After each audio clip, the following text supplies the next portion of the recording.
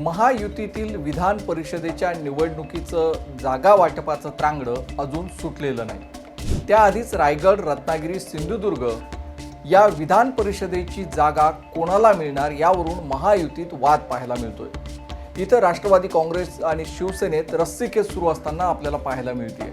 यामुळे महायुतीच्या नेत्यांची डोकेदुखी वाढण्याची शक्यता आहे। त्याचवेळी महाविकास आघाडीकडून संयमी खेळी खेळली जात असताना दिसतंय।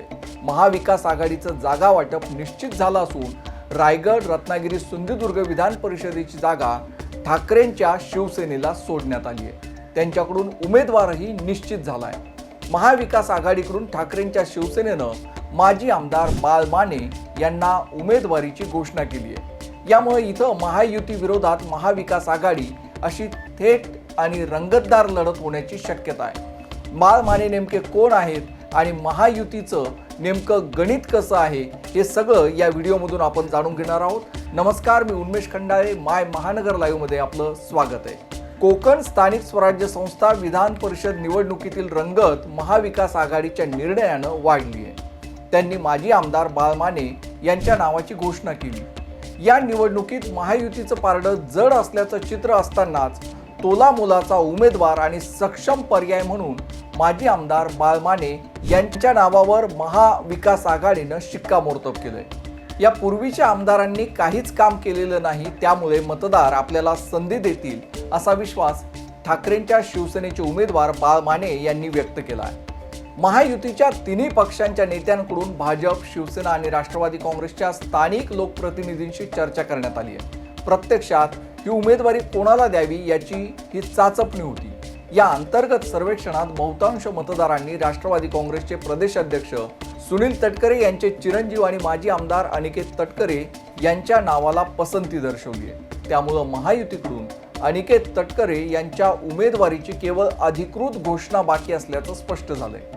कोकण स्थानिक स्वराज्य संस्था विधान परिषद निवडणुकीत राष्ट्रवादी आणि शिवसेनेत यशस्वी तह झाल्याचं मानलं जात आहे।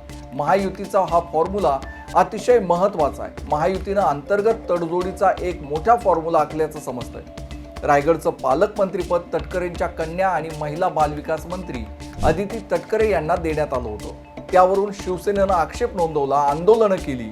आता हे बहुप्रतीक्षित पालकमंत्रीपद शिवसेना शिंदे गटाचे मंत्री भरत गोगावले यांना देण्याचं निश्चित झालं असून त्या बदल्यात राष्ट्रवादी काँग्रेसचे खासदार तटकरे यांचे चिरंजीव अनिकेत यांना उमेदवारी दिली जाणार आहे।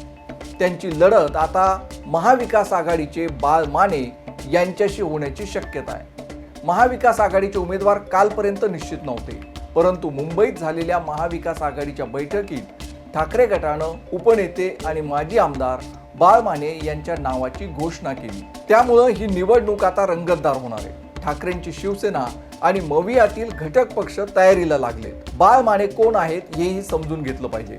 बाळ माने हे रत्नागिरी संगमेश्वर मतदारसंघातील माजी आमदार असून ते मूळचे भारतीय जनता पक्षाचे नेते आहेत। 1999 मध्ये भाजप शिवसेना युतीच्या काळात त्यांनी पहिल्यांदा निवडणूक लढली आणि ते निवडून आले होते। परंतु 2024च्या विधानसभा निवडणुकीपूर्वी उदय सामंत यांच्याशी असलेल्या राजकीय वैमनस्यामुळे त्यांनी भाजपला रामराम ठोकत शिवसेना उद्धव बाळासाहेब ठाकरे पक्षात प्रवेश केला। मातोश्रीवर उद्धव ठाकरे यांच्या उपस्थितीत त्यांचा पक्ष प्रवेश झाला होता। बाळ माने यांनी उदय सामंत यांच्या विरोधात 2024 साली पुन्हा निवडणूक लढवली होती। या निवडणुकीत त्यांच्या पदरी निराशा आली। याआधी देखील 2004, 2009 आणि 2014 या विधानसभा निवडणुकीत त्यांचा उदय सामंत यांच्याबरोबर सामना झाला होता। त्याही वेळा त्यांचा पराभव झाला। तर 2019 मध्ये युती असल्यामुळे त्यांनी माघार घेतली होती। 2024च्या निवडणुकीनंतर त्यांनी मतदारसंघामध्ये बोगस मतदारांचा मुद्दा उचलून धरत राजकीय चर्चा घडवून आणली। ते या मतदारसंघात या मुद्द्यामुळे चर्चेत आले होते। कोकण स्थानिक स्वराज्य संस्थेच्या मतदारसंघात रायगड, रत्नागिरी, सिंधुदुर्ग या तिन्ही जिल्ह्यातील जिल्हा परिषदांचे सदस्य, पंचायत समित्यांचे सभापती आणि सर्व महापालिका, नगरपालिका, नगरपंचायतीचे नगरसेवक मतदान करतात। या मतदारसंघातील एकूण मतदार अंदाजे 1018 ते 1030 च्या दरम्यान।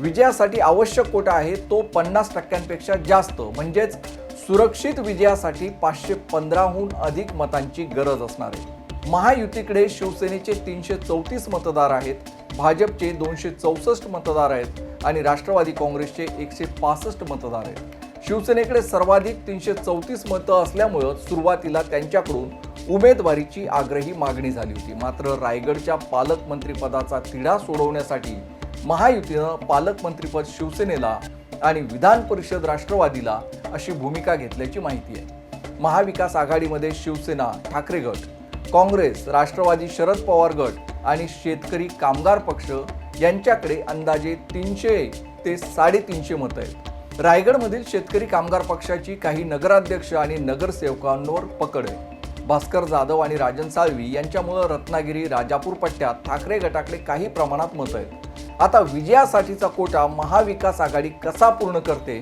हे पाहणं महत्त्वाचं ठरणार आहे। विधान परिषदेच्या या निवडणुकीवरती आपलं महानगर माय महानगरचं लक्ष आहेच। या सगळ्या 17 मतदारसंघांसंबंधीच्या सविस्तर बातम्या तुम्हाला mymahanagar.com वरती वाचता येतील। त्यासोबतच या निवडणुकी संबंधीचे अधिक व्हिडिओ तुम्ही माय महानगर लाईव्ह या आमच्या YouTube चॅनलवरती पाहू शकता।